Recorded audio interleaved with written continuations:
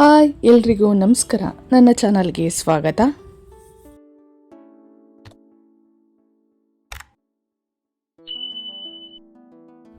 ಬೇಸಿಗೆ ಸ್ಟಾರ್ಟ್ ಆಯಿತು ಅಂದರೆ ಊಟ ಮಾಡೋಕ್ಕೆ ಮನಸ್ಸಿರಲ್ಲ. ಬರೀ ಜ್ಯೂಸ್ ಅಥವಾ ಮಜ್ಜಿಗೆ ಕುಡಿತಾನೆ ಹೊಟ್ಟೆ ತುಂಬಿಸ್ಕೊಬಿಡೋಣ ಅಂತ ಅಂದ್ಕೊಳ್ತಾ ಇರ್ತೀರ. ಏನು ಊಟ ಮಾಡೋದು, ಏನು ತಿನ್ನೋಕ್ಕೂ ಮನಸ್ಸಿಲ್ಲ ಅಂತ ಬೇಜಾರಾಗಬೇಡಿ. ಈ ರೀತಿ ಕರ್ಡ್ ರೈಸ್ನ ಟ್ರೈ ಮಾಡಿ. ತುಂಬ ಅಂದರೆ ತುಂಬ ಚೆನ್ನಾಗಿರುತ್ತೆ. ಹೀಟ್ ಕೂಡ ರೆಡ್ಯೂಸ್ ಆಗುತ್ತೆ ಬೇಸಿಗೆಯಲ್ಲಿ. ನಂತರ ಒಳ್ಳೆ ಟೇಸ್ಟಿಯಾಗಿರುತ್ತೆ. ಮಸಾಲೆ ಪದಾರ್ಥಗಳಂತೂ ಮೊದಲೇ ಇರಲ್ಲ. ಒಂದು ಸಿಂಪಲ್ಲಾಗಿ ರುಚಿಯಾಗಿ ಮೊಸರನ್ನ ಯಾವ ರೀತಿ ಮಾಡ್ಬೋದು ಅಂತ ತೋರಿಸ್ತೀನಿ. ಇದನ್ನು ನೀವು ಟ್ರೈ ಮಾಡಿ, ನಿಮಗೂ ಕೂಡ ಇಷ್ಟ ಆಗುತ್ತೆ. ಮನೆಯಲ್ಲಿರುವ ಪದಾರ್ಥಗಳನ್ನೇ ಬಳಸಿ ಸುಲಭ ವಿಧಾನದಲ್ಲಿ ಈ ಕರ್ಡ್ ರೈಸ್ನ ಮಾಡ್ಬೋದು. ಹಾಗಾದರೆ ಯಾವ ರೀತಿ ಮಾಡೋದು ಅಂತ ನೋಡೋಣ ಬನ್ನಿ. ಮೊದಲನೇದಾಗಿ ನಾನೊಂದು 1/4 ಟೀ ಸ್ಪೂನಷ್ಟು ಸಾಸಿವೆನ ತೊಗೊಂಡಿದ್ದೀನಿ. ಹಾಗೆ 1 ಸ್ಪೂನಷ್ಟು ಕಡಲೆಬೇಳೆ ತೊಗೊಂಡಿದ್ದೀನಿ. ಅರ್ಧ ಸ್ಪೂನಷ್ಟು ಜೀರಿಗೆ, ಹಾಗೆ 2 ಸ್ಪೂನಷ್ಟು ಶೇಂಗಾ ಬೀಜ ತೊಗೊಂಡಿದ್ದೀನಿ. ಹಾಗೆ 2 ಕಡ್ಡಿ ಕರಿಬೇವು, ನಂತರ ರುಚಿಗೆ ತಕ್ಕಷ್ಟು ಉಪ್ಪು ತೊಗೊಂಡಿದ್ದೀನಿ. 2 ಟೇಬಲ್ ಸ್ಪೂನಷ್ಟು ಎಣ್ಣೆ, ಹಾಗೆ 3 ಮೀಡಿಯಮ್ ಸೈಜ್ ಈರುಳ್ಳಿನ ಕಟ್ ಮಾಡಿ ಇಟ್ಕೊಂಡಿದ್ದೀನಿ. ಹಾಗೆ 3 ಹಸಿಮೆಣಸಿಕಾಯಿ, ನಂತರ 1 ಕಪ್ಪಷ್ಟು ನಾನು ಮೊಸರು ತೊಗೊಂಡಿದ್ದೀನಿ. ಹಾಗೆ ಸ್ವಲ್ಪ ಕೊತ್ತಂಬರಿ ಸೊಪ್ಪು, ನಂತರ 1 ಬೌಲಷ್ಟು ಅನ್ನ ತೊಗೊಂಡಿದ್ದೀನಿ. ಹಾಗಾದರೆ ಯಾವ ರೀತಿ ಮಾಡೋದು ಅಂತ ನೋಡೋಣ. ಮೊದಲನೇದಾಗಿ ನಾನೊಂದು ಬಾಣಲಿನ ತೊಗೊಂಡಿದ್ದೀನಿ. ಅದಕ್ಕೆ ಎಣ್ಣೆನ ಹಾಕ್ಕೊಳ್ತಾ ಇದ್ದೀನಿ. ಫುಲ್ಲು ಲೋ ಫ್ಲೇಮಲ್ಲಿನೇ ಮಾಡ್ಕೋಬೇಕು, ಇಲ್ಲಾಂದರೆ ಸೀದೋಗ್ಬಿಡುತ್ತೆ. ನಾನಿವಾಗ ಸಾಸಿವೆನ ಹಾಕ್ಕೊಂಡಿದ್ದೀನಿ. ನಂತರ ಕಡಲೆಬೇಳೆನ ಹಾಕ್ಕೊಂಡಿದ್ದೀನಿ. ಹಾಗೆ ಜೀರಿಗೆನೂ ಹಾಕ್ಕೊಂಡಿದ್ದೀನಿ. ಹಾಗೆ ಶೇಂಗಾ ಕೂಡ ಹಾಕ್ಕೊಂಡಿದ್ದೀನಿ. ನಿಮಗೆ ಶೇಂಗಾ ಇಷ್ಟ ಆದರೆ ಬಳಸ್ಬೋದು, ಬೇಡ ಅಂದರೆ ಸ್ಕಿಪ್ ಮಾಡ್ಬೋದು. ಬಟ್ ಶೇಂಗಾ ಹಾಕೋದ್ರಿಂದ ತುಂಬ ಟೇಸ್ಟಿಯಾಗಿರುತ್ತೆ. ಅದು ಬಾಯಿಗೆ ಸಿಕ್ಕಬೇಕಾದ್ರೆ ಒಳ್ಳೆ ರುಚಿ ಇರುತ್ತೆ. ಹಾಗಾಗಿ ನಾನು ಶೇಂಗಾನ ಹಾಕ್ಕೊಳ್ತಾ ಇದ್ದೀನಿ.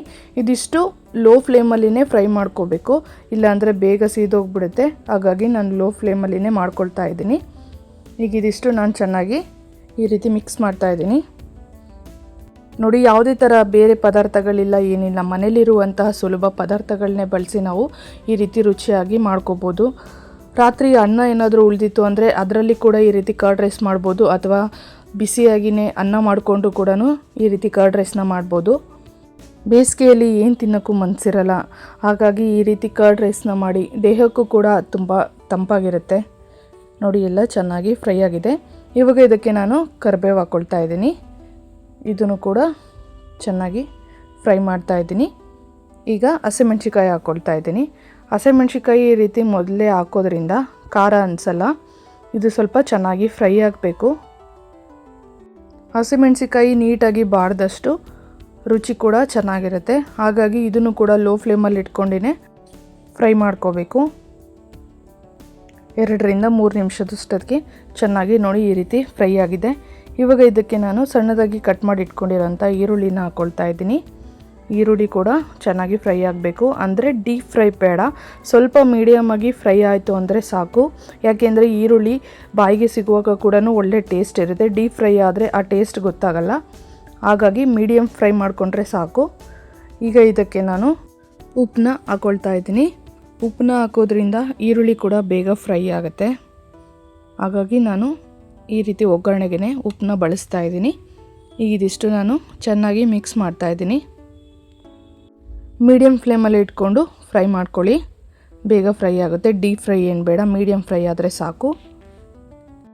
5 ರಿಂದ 10 ನಿಮಿಷದಲ್ಲಿನೇ ಕರ್ಡ್ ರೈಸ್ನ ಮಾಡ್ಬೋದು. ತುಂಬ ಹೆಲ್ದಿ ಫುಡ್ ಅಂತಲೇ ಹೇಳ್ಬೋದು. ಮೊಸರನ್ನ ಅಂದರೆ ಯಾರಿಗೆ ತಾನೇ ಇಷ್ಟ ಇರಲ್ಲ. ಮೊಸರನ್ನ ಅಂದರೆ ಎಲ್ರಿಗೂ ಕೂಡ ಇಷ್ಟ ಆಗುತ್ತೆ. ನೀವು ಕೂಡ ಈ ರೀತಿ ಟ್ರೈ ಮಾಡಿ. ಹಣ್ಣುಗಳನ್ನ ಬಳಸದೆ ಕೂಡ ಈ ರೀತಿ ಮೊಸರನ್ನ ಮಾಡ್ಬೋದು. ಹಣ್ಣು ಹಾಕಿ ಕೂಡ ಮೊಸರನ್ನ ಮಾಡ್ಬೋದು. 2 ವಿಧಾನದಲ್ಲಿ ಮೊಸರನ್ನ ಮಾಡ್ಬೋದು. ಹಣ್ಣು ಇಲ್ಲದೆ ಇರೋ ಸಮಯದಲ್ಲಿ ಈ ರೀತಿ ಕೂಡ ಮಾಡ್ಕೊಂಡು ತಿನ್ಬೋದು. ಇದು ಕೂಡ ತುಂಬ ರುಚಿಯಾಗಿರುತ್ತೆ. ಈರುಳ್ಳಿ ಎಲ್ಲ ಫ್ರೈ ಆಗಿದೆ. ಈಗ ಗ್ಯಾಸ್ನ ನಾನು ಆಫ್ ಮಾಡ್ಕೊಳ್ತಾ ಇದ್ದೀನಿ. ಒಗ್ಗರಣೆ ಕೂಡ ತಣ್ಣಗಾಗಿದೆ. ಅನ್ನನ ಹಾಕ್ಕೊಳ್ತಾ ಇದ್ದೀನಿ. ನಾನಿಲ್ಲಿ 1 ಬೌಲಷ್ಟು ಅನ್ನನ ತೊಗೊಂಡಿದ್ದೆ. ಈಗ ಅದನ್ನು ಕೂಡ ಹಾಕ್ಕೊಳ್ತಾ ಇದ್ದೀನಿ. ಈಗ ಇದನ್ನು ನಾನು ಚೆನ್ನಾಗಿ ಮಿಕ್ಸ್ ಮಾಡ್ತಾ ಇದ್ದೀನಿ. ಫಸ್ಟೇ ಒಗ್ಗರಣೆಯಲ್ಲಿ ಅನ್ನನ ಮಿಕ್ಸ್ ಮಾಡ್ಕೊಳ್ತಾ ಇದ್ದೀನಿ. ಈ ರೀತಿ ಮಿಕ್ಸ್ ಮಾಡೋದ್ರಿಂದ ಒಗ್ಗರಣೆ ಎಲ್ಲ ನೀಟಾಗಿ ಅನ್ನಕ್ಕೆ ಅಂಟ್ಕೊಳ್ಳುತ್ತೆ. ಅನ್ನ ರೆಡಿ ಇತ್ತು ಅಂದರೆ ಬೇಗನೆ ಮಾಡ್ಕೋಬೋದು. ನೋಡಿ, ಕರ್ಡ್ ರೈಸ್ ಆಲ್ಮೋಸ್ಟ್ ರೆಡಿಯಾಗಿದೆ. ಇವಾಗ ಇದಕ್ಕೆ ನಾನು ಮೊಸರನ್ನ ಹಾಕ್ಕೊಳ್ತಾ ಇದ್ದೀನಿ. ನಾನಿಲ್ಲಿ 1 ಕಪ್ಪಷ್ಟು ಮೊಸರನ್ನ ತೊಗೊಂಡಿದ್ದೀನಿ. ನೀವು ಬೇಕಂದರೆ ಜಾಸ್ತಿ ಪ್ರಮಾಣದಲ್ಲಿ ಹಾಕೋಬೋದು. ಈಗ ನಾನು ಈ ಮೊಸರನ್ನ ಹಾಕ್ಕೊಳ್ತಾ ಇದ್ದೀನಿ. ಈಗ ಇದಕ್ಕೆ ನಾನು 1 ಕಪ್ಪಷ್ಟು ನೀರನ್ನ ಹಾಕ್ಕೊಳ್ತಾ ಇದ್ದೀನಿ. ಯಾವ ಕಪ್ಪಲ್ಲಿ ಮೊಸರನ್ನ ತೊಗೊಂಡಿದ್ನೋ ಅದೇ ಕಪ್ಪಲ್ಲಿ 1 ಕಪ್ಪಷ್ಟು ನೀರನ್ನ ಹಾಕ್ಕೊಳ್ತಾ ಇದ್ದೀನಿ. ಈ ರೀತಿ ನೀರು ಹಾಕೋದ್ರಿಂದ ಗಟ್ಟಿ ಮೊಸರಲ್ಲಿನೇ ನಾನು ಮೊಸರನ್ನ ಮಾಡ್ಕೊತೀನಿ ಅಂದರೆ ಬೇಗನೆ ಡ್ರೈ ಆಗಿಬಿಡುತ್ತೆ. ಹಾಗಾಗಿ ನೀರನ್ನ ಹಾಕೋಬೇಕು. ನಾನಿಲ್ಲಿ 1 ಕಪ್ಪಷ್ಟು ನೀರನ್ನ ಬಳಸಿದ್ದೀನಿ. ಬೇಕಂದರೆ ನೀವಿನ್ನೂ ಅರ್ಧ ಕಪ್ಪಷ್ಟು ನೀರನ್ನ ಹಾಕೋಬೋದು. ನೋಡಿ, ನೀಟಾಗಿ ಚೆನ್ನಾಗಿ ಮಿಕ್ಸ್ ಮಾಡಿದ್ದೀನಿ. ಈ ರೀತಿ ನೀಟಾಗಿ ಮಿಕ್ಸ್ ಮಾಡೋದ್ರಿಂದ ಮೊಸರೆಲ್ಲ ನೀಟಾಗಿ ಅನ್ನಕ್ಕೆ ಅಂಟ್ಕೊಳ್ಳುತ್ತೆ. ಆಲ್ಮೋಸ್ಟ್ ಮೊಸರನ್ನ ರೆಡಿ ಆಯಿತು. ಇವಾಗ ಇದಕ್ಕೆ ಫೈನಲ್ ಟಚ್ ಅಂದರೆ ನಾನು ಸಣ್ಣದಾಗಿ ಕಟ್ ಮಾಡಿ ಇಟ್ಕೊಂಡಿರೋಂಥ ಕೊತ್ತಂಬರಿ ಸೊಪ್ಪನ್ನ ಹಾಕ್ಕೊಳ್ತಾ ಇದ್ದೀನಿ. ಕೊನೆಯದಾಗಿ ಕೊತ್ತಂಬರಿ ಸೊಪ್ಪು ಹಾಕೋದ್ರಿಂದ ಟೇಸ್ಟ್ ಕೂಡ ತುಂಬ ರುಚಿಯಾಗಿರುತ್ತೆ.